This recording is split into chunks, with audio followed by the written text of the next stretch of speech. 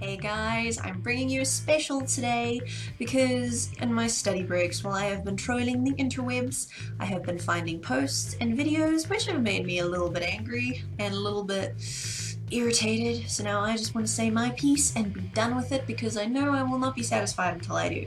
So One Piece versus Fairy Tail is Fairy Tail a ripoff of One Piece. You can think of it however you want. Okay, so I'm going to start off with the plot, right? I'm going to go from Fairy Tail to One Piece because I watched and caught up to the Fairy Tail anime before I watched and caught up to the One Piece anime, and then when the Fairy Tail anime stopped, I started reading the manga, and now it started again, and I got lazy with reading the manga. I should really catch up to that. I'm like 21 chapters behind.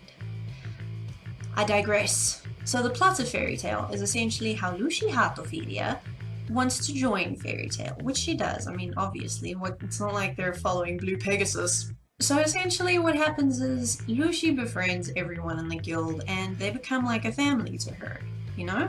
And they end up going on adventures together, discovering things, and you don't really see a goal. I mean, you can kind of see what's going to happen. I'm not going to put down any spoilers because someone might be watching this video who hasn't watched Fairy Tail or One Piece or both. So I'm gonna try not to spoil. But if I do, I'll edit in a nice big warning so that you can like be warned. Now the plot of One Piece. It follows Luffy, who travels the seas looking for comrades, and essentially his main goal is to find the One Piece and become the Pirate King, okay? And now, Luffy is a super happy-go-lucky kind of dude. He is simple, but at the same time, he has a level of intelligence that when he starts using it, you're just like, oh shit, here it comes, kind of thing, you know? And that's what makes Luffy an endearing character, because he is genuinely like heroic, you know? He doesn't have a sense of justice. He doesn't have a sense of, oh, I'm totally gonna help you. He's just like, I feel like helping you, so I will. And it's endearing because he feels so genuine, okay? I'm going off on a completely different tangent here. By the way, if you haven't already seen them, you can click here.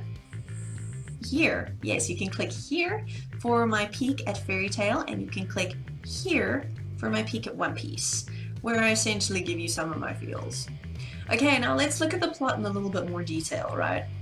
Now, one of the key things when it comes to the plot of these shonen animes is how so many of them have a focus on friendship, right? Although One Piece takes it from a very much friendship perspective, right? But Fairy Tail takes it from a very familial kind of perspective, in that Fairy Tail is each of the members' families for whatever reason, whether it be them running away from home, them being orphaned, you know, that kind of thing. Or, like with the Master, they're just all like his kids, you know? Whereas with Luffy and his crew, they're his friends, they're his nakama. He has a family history that he can look back on, and all of his various nakama do as well, you know? Well, kind of. Look, the point is they're friends, but there is such a strong impact of their friendship that's the driving force, okay? Now, the stories to me are not similar at all, okay? Like, I mean, they go on adventures, but the one has an end goal, you know, that's known from the outset. This is what they're going for, and all the other adventures are happening on the side. With Fairy Tail, they don't really have like a goal that they're reaching for, you know? It's not so much a goal. It's more like in each arc, it's like spur of the moment. Okay, we've got to stop this bad guy from doing this because he'll destroy the world, you know? It's not like that. With One Piece, it's not like that, no. Oh my goodness, I'm losing myself so hard right now. I'm not re-recording this. Accept it! So as I'm saying, you know, the plot, and I mean the worlds, they are completely different as well, and I think this is kind of a nice segue into the character portion, right?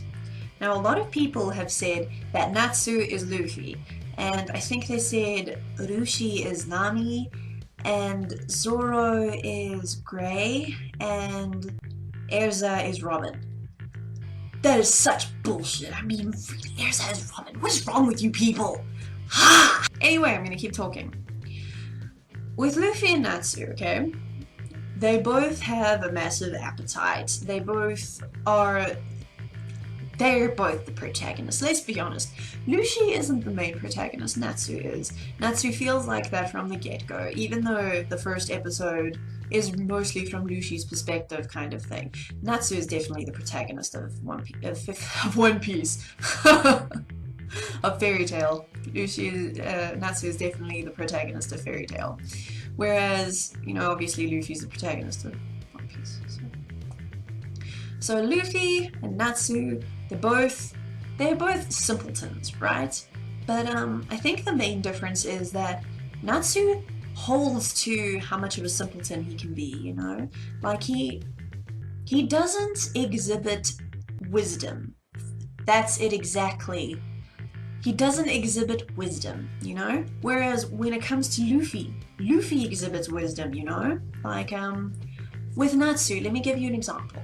With Natsu, there is this one arc where essentially the sort of thing he says is, you know, wait, what is it? Essentially, Natsu uses the fact that he's a simpleton to teach Erza something, you know? To teach her something about how important friendship is, and how important friends are, and the future that you can build together with your friends. But he doesn't even say anything directly. So, in a way, he kind of shows that he knows something, but he doesn't show wisdom, you know? It's like a shift. It's like just because Natsu has these values with how much of a simpleton he can be, he teaches these things to Erza and everyone, you know? It's with that. It's with his sense of friendship, his sense of what's important, that he teaches everyone things. Whereas with Luffy is a complete idiot sometimes, and you love him for it. But sometimes he just says something that it makes you do a, did Luffy just say that kind of thing? And he says it in the most simple way, and that is the wisdom that Luffy exhibits. And that's the main difference between Natsu and Luffy. Natsu just shows by example. That's what Natsu does. Luffy has a sense of wisdom. He puts it so simply, but he has a sense of wisdom, and that is the big difference between the two of them. That and Natsu's pink hair. Okay, now we get to Rushi and Nami, alright? Now, Rushi, she does not, first of all, have an obsession with money and collecting as much of it as she possibly can.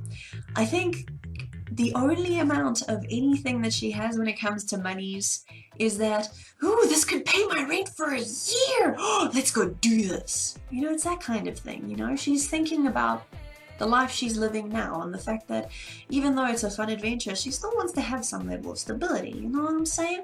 But with Nami, it's like, oh, Betties! So many Betties! There is a big difference between the two. And second of all, whenever the other characters are misbehaving, right? So when Luffy and Usopp and others are misbehaving, Nami essentially ends up pounding them and being like, you guys are hoes! Ah. Meanwhile with Luffy, she's like, you guys are so stupid, what are you doing? I don't think I have ever seen her hit Natsu or Gray. She wouldn't dare hit Erza. I think she may have hit her once actually. Anyway, so that's the difference for those two. And then when it comes to Zoro and Gray, I don't see it. I really don't. Zoro is a freaking badass. That's Zoro. Zoro is a friggin' badass. Gray, not so much. He thinks he's a badass. That's what it is. He has the walk, but he has the walk, and I guess he kind of has the talk, but he's not a badass, you know. Gray's not a badass, Zoro's a badass. And that's just it. That's just where it ends. And then there's this whole thing with how the characters gain strength as the story progresses. what is essentially the same purpose, to protect the ones they love. But come on, guys. What shonens don't use that these days? I mean, really, it's basic. It's a part of the formula. Jeez, guys. Next, we get to the fighting styles. I'm sorry, but what? When people say that the fighting styles are similar, I'm just like, what? What? I don't see it, because let's just look at Natsu and Luffy. Okay, they're both brawlers, but Luffy stretches, Natsu lights on fire. I think there's a big difference there. And Natsu doesn't just use his hands and his feet. He uses his elbows, he uses his head. I think Luffy used his head like once, but Natsu uses all of him. And he like uses his magic to boost himself and to augment his fighting style. Just like Luffy uses his devil fruit to augment his fighting style. Now, sure, they both may be brawlers, but that's not enough for them to constitute that much of a similarity. I mean, is it really such a crime to just happen to have a protagonist who's also a brawler? I mean, brawlers are badass. I don't know if you guys have realized this. Okay, and then again, when it comes to Zoro and Gray, Zoro is a sword fighter. He is a great swordsman, and he uses 3 swords. Gray uses a myriad of things with his ice. So he can use a lance, a hammer, you know, those kinds of stuff, but he also like uses the environment and stuff around him. And I mean, goodness. And then there's Luffy and Nami. Both essentially useless in battle, but Luffy's mostly for comic relief, especially when she summons Taurus. Especially when she summons Taurus, that's when I laugh the most. And then Sagittarius. Sagittarius is really funny too. I enjoy Sagittarius. So essentially, Nami's weak. Even in New World, Nami's weak. Come on. I mean, she's not just weak, she's a coward. Lucy's also a coward. I mean, Lucy's not as much of a coward, I suppose. But Lucy's always being pulled in there, and then that noise that goes shows up because something happens to her. But Lucy is there for comic relief. Nami just like is chilling in the background kind of thing, you know? And let's look at other fighting styles. What other fighting styles can we look at? There's no Sanji. Sanji is just a kicker, so brawler just with his feet. And then Erza uses weaponry, right? But it's not like she does 3 sword style, and hers is also augmented with magic, so she can fly around and shit, okay? Even when she's got the samurai stuff going on, no. I hate people who think that Fairy Tail is a ripoff of One Piece, because it isn't. It really isn't. I will admit it probably draws some inspiration from One Piece, but it also draws some inspiration from Dragon Ball and a few others that I read on the Wikipedia page, but I mean,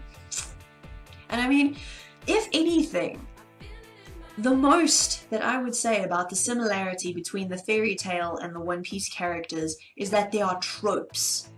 They are not modeled, like, Fairy Tail's characters are not modeled after the One Piece characters, they're modeled after tropes. That is what it comes down to, okay?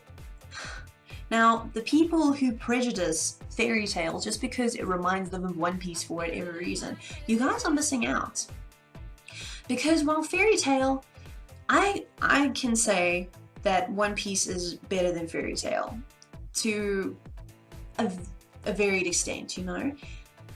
But Fairy Tail is its own story and its own amazingness. It gives you its own feels that you link only to Fairy Tail. Both Fairy Tail and One Piece have made me cry and made me cheer at their own things.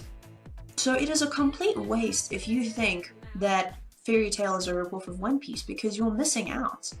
Fairy Tail is great.